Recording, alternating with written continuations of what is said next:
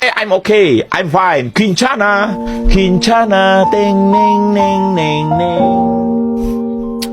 Ku menahan rasa sakit, rasa sakit. Few moments later.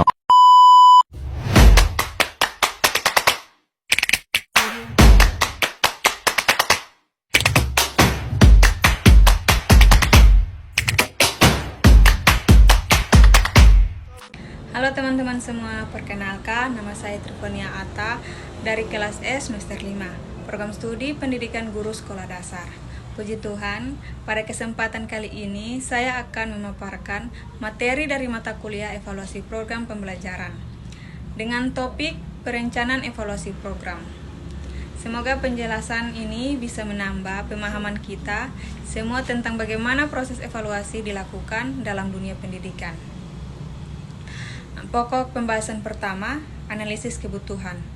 Teman-teman, analisis kebutuhan adalah proses untuk mengetahui perbedaan antara kondisi yang ada sekarang dengan kondisi yang diharapkan. Dengan kata lain, mencari tahu bagaimana yang masih kurang atau perlu diperbaiki. Analisis kebutuhan ini penting supaya program yang kita jalankan benar-benar sesuai dengan kebutuhan di lapangan. Ada dua cara melakukannya. Yang pertama, objektif, yaitu dengan menentukan tujuan, indikator, dan alat ukur, lalu membandingkan hasil dengan kriteria yang sudah dibuat. Yang kedua, subjektif, yaitu dengan menentukan tujuan dan membuat skala prioritas untuk melihat kebutuhan yang paling penting. Pokok pembahasan yang kedua, penjadwalan. Bagian ini berkaitan dengan bagaimana kita mengatur agar kegiatan evaluasi bisa selesai tepat waktu dan terencana. Langkah-langkah meliputinya. Yang pertama, mencek tujuan program, membuat strategi evaluasi, mengumpulkan data, menganalisis data, dan akhirnya menyusun laporan dalam proses ini. Efektivitas lebih diutamakan daripada efisien. Artinya, yang penting hasilnya bermanfaat dan tepat sasaran.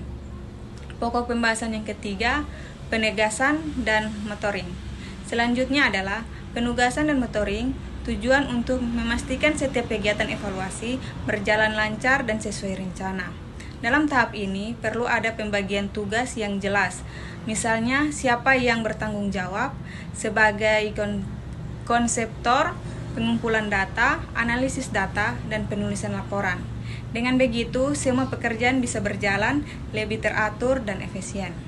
Pokok pembahasan yang keempat, pembiayaan. Tahap berikutnya adalah pembiayaan. Bagian ini menjelaskan tentang anggaran yang dibutuhkan selama proses evaluasi.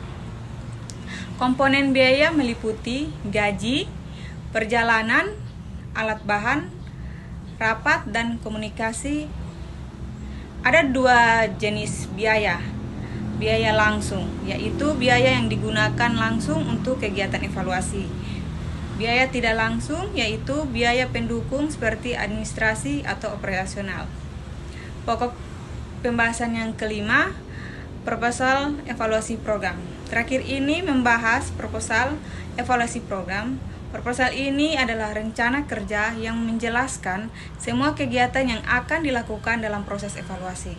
Proses bisa disusun oleh evaluator internal dan eksternal atau gabungan keduanya. Isi proposal biasanya mencakup judul, alasan pelaksanaan evaluasi, tujuan pertanyaan evaluasi, metode, langkah kerja, dan cara pelaporan hasilnya.